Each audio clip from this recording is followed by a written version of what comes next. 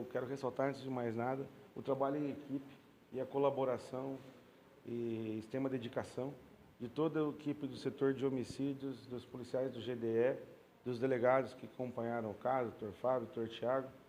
Cada um assumindo a sua parte possibilitou que esse crime fosse desvendado nas horas subsequentes, né? Foi um crime planejado e, ao contrário do que parece, não era de difícil resolução, mas cada um fazendo a sua parte, por alguns detalhes, foi possível nós chegarmos à resolução completa dele em poucas horas. E o que o senhor me marcou? Bom, o senhor Bruno, a vítima, ele era uma pessoa de difícil trato, ele tinha péssimo relacionamento com os vizinhos, com os amigos, e dentro de casa não era diferente. Tinha um mau relacionamento com a família, com os filhos, com a mulher, e ultimamente vinha ameaçando bastante a esposa, estava em processo de separação, e o filho, que já tinha falado outras vezes que tinha vontade de fazer isso, acabou cometendo esse ato extremo.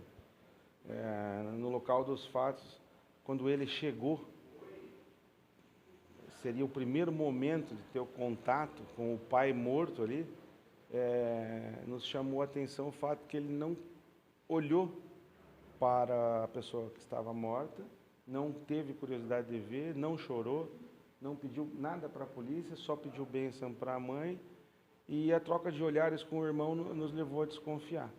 Felizmente, como eu falei aqui, uma equipe muito boa, todo mundo diligenciando, parte da equipe já conseguiu uma imagem, ainda que parcial, que demonstrava o momento exato do tiro. E após esse tiro, uma motocicleta, ainda não identificada, saindo do local. Então, nós ampliamos essa imagem, a desconfiança ali já gerada no momento que nós observamos o comportamento do filho, nos levou a pedir que ele levasse uma equipe policial. Eu fui junto para ir na casa que ele morava. Lá chegando, nós encontramos uma moto. Essa moto, segundo ele, estava estragada, e por isso que ele estava de carro, ele não tinha utilizado aquela moto. A gente constatou pela temperatura do motor que ela ainda estava quente, que ela teria sido usada pelo menos nas 2 horas anteriores. Então, aí apreendemos a moto, voltamos ao local dos fatos, continuamos a checar as imagens, os bares que eram frequentados pela vítima, e ato contínuo, vendo que haviam inconsistências, né? Porque, notadamente, o atirador já estava no local do crime, e o filho mais novo disse que isso aconteceu quando ele foi tomar banho, que estava só ele e o pai.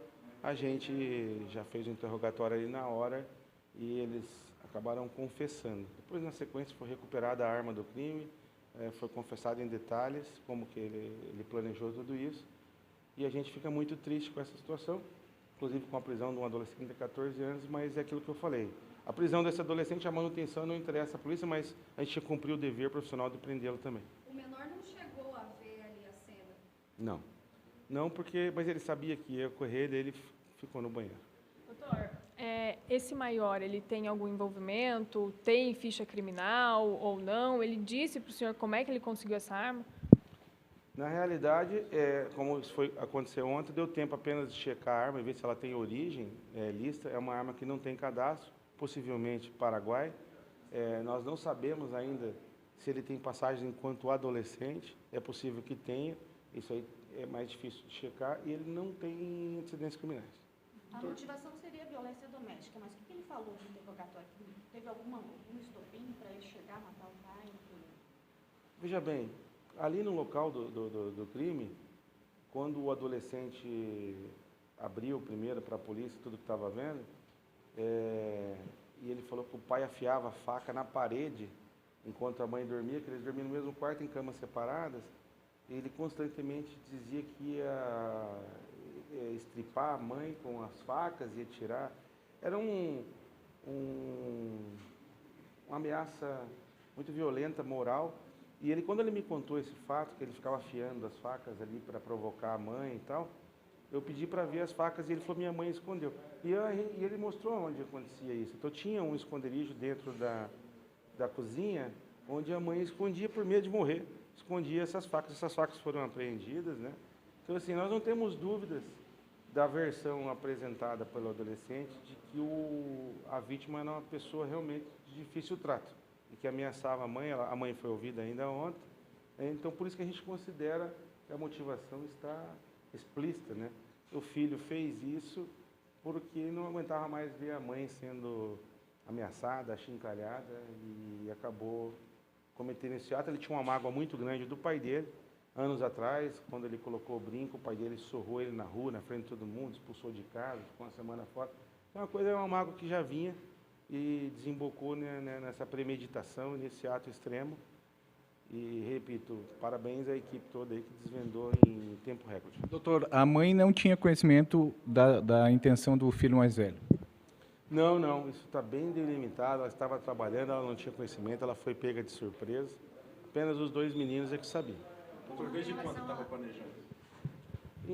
Segundo a mãe, em outras ocasiões pretéritas, antes de sair de casa, 1 ano atrás, e também depois de sair de casa, que ele falava que o velha merece levar um tiro. Assim, a ameaça concreta contra o pai, a gente não tem nada aqui registrado. Nós tem boletim da mãe por violência doméstica, ameaça dele.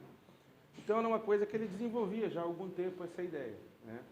E desta feita, ele tomou a coragem de fazer e ficou esperando o pai chegar da pescaria. Ficou ali algumas horas esperando e teve a coragem de cometer esse ato extremo. E também não temos a menor dúvida que não houve a menor possibilidade de reação por parte do pai. Como eu falei, tinha sangue dentro do freezer, né? A gente entende que ele estava com o freezer aberto, mexendo com os peixes quando levou o tiro. Agora ele vai